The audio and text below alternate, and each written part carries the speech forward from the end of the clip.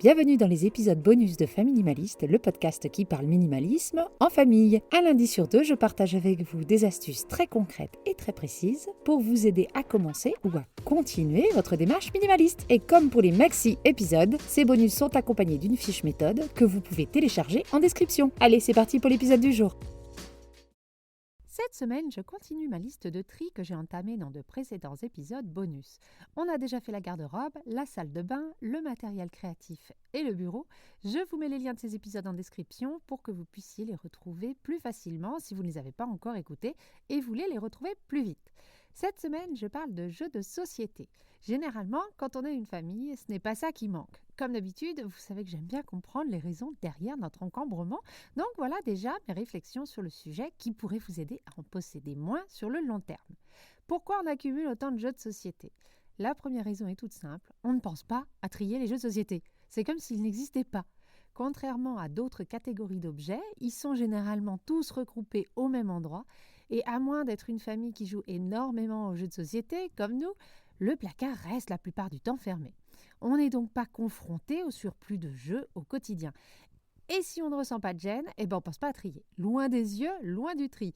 Si le placard déborde, on se dit qu'il faudrait faire le tri au moment où on range le jeu, mais souvent on ne va pas plus loin, on ferme le placard et basta.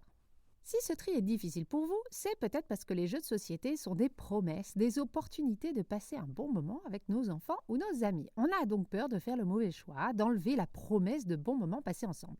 Et ça, on n'en a pas envie. Donc avant de vous lancer, dites-vous que moins de jeux, c'est pas moins de bons moments. Et que c'est pas le jeu en lui-même qui crée les bons moments, c'est le fait d'être ensemble. C'est donc plus de temps de jeu qu'il nous faudrait. Et plus de temps de jeu, ça ne veut pas dire plus de jeux. Certains jeux peuvent être versatiles, on ne peut pas s'en lasser et chaque partie peut être différente. Franchement, laissez-moi Catan et l'extension maritime et je crois qu'on y jouerait toujours autant sans s'en lasser. Des jeux choisis et gardés avec intentionnalité, ça donne encore plus envie de jouer plutôt que d'avoir à partir en mission spéléo dans le placard dès qu'on veut trouver un jeu qui nous plaise. Et puis dites-vous que moins vous avez de jeux, plus il est facile de tous se mettre d'accord sur le dit jeu. Se mettre d'accord rapidement, 4 mots magiques dans toutes les familles. Alors par où on commence ? Voilà 2 méthodes si vous ne vivez pas tout seul, si vous vivez en famille ou en couple. La première, vous sortez absolument tous les jeux et vous les mettez par terre. Vous enlevez tous les jeux incomplets qui sont devenus injouables et vous demandez à un premier enfant de sélectionner les jeux auxquels il aime le plus jouer. Pas ceux qu'il aime, mais ceux qu'il aime le plus. Grande différence. Genre préféré du monde entier. Vous pouvez même demander un top 5 ou un top 10 si vous voyez qu'il s'emballe trop. Ensuite, vous demandez au deuxième enfant si parmi les jeux non choisis, il y en a qui font partie de sa liste préférée du monde entier ou s'il est OK de s'en séparer. S'il en sélectionne, ils rejoignent la première pile des jeux à sauver. Et on continue comme ça jusqu'à ce qu'on soit à court d'enfants et de parents. On continue de montrer la pile des rejets. On demande si parmi ceux-là, il y a des jeux préférés. C'est comme ça que je trie les jeux et les livres des enfants. L'astuce, c'est de commencer par l'enfant qui a le plus de mal à se séparer des choses et de finir par celui qui s'en fiche un peu. L'ordre chez nous, c'est numéro 3, numéro 1 et ensuite numéro 2. Sinon, vous pouvez faire le tri tous et toutes ensemble. Mais là, je vous recommande d'établir ensemble une liste de critères avant de commencer, pour votre propre santé mentale clairement, et pour que cela ne dure pas des heures. Voici quelques idées si on veut aller au-delà du critère de la fréquence d'utilisation ou du j'aime pas. On peut mettre un critère en fonction du temps de jeu. Si on n'a jamais ou bien on n'aime pas faire des jeux qui durent plus d'une heure, au revoir Risk ou Monopoly. On peut fixer un âge minimum requis pour jouer. On peut se limiter dans le type de jeu. Par exemple, on se dit on garde 4 jeux d'ambiance max ou 5 jeux de plateau max, à vous de voir.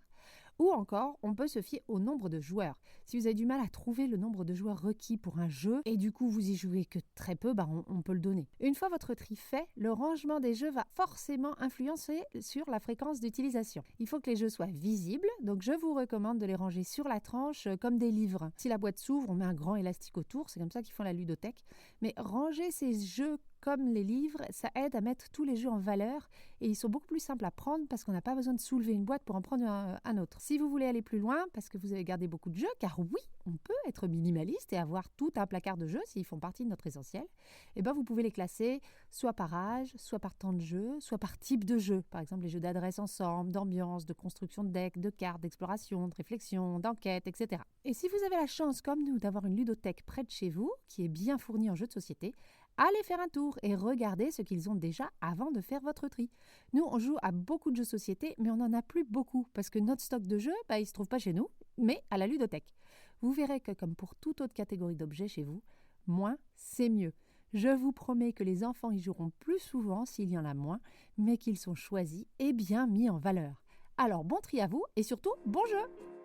Et voilà pour l'épisode du jour, j'espère qu'il vous aura plu et qu'il vous sera utile. N'oubliez pas d'aller en description pour télécharger la fiche méthode. Je vous dis à jeudi 17h pour mes épisodes plus longs, en solo ou en duo. Je partage avec vous astuces, méthodes et réflexions pour vivre une vie concentrée sur l'essentiel et débarrassée du superflu. Si vous voulez me soutenir dans la création de ce podcast, vous pouvez me laisser un commentaire ou alors des cœurs et des étoiles sur vos plateformes d'écoute. Je vous dis à très bientôt et en attendant, n'oubliez pas, vivre avec moins, c'est vivre avec mieux.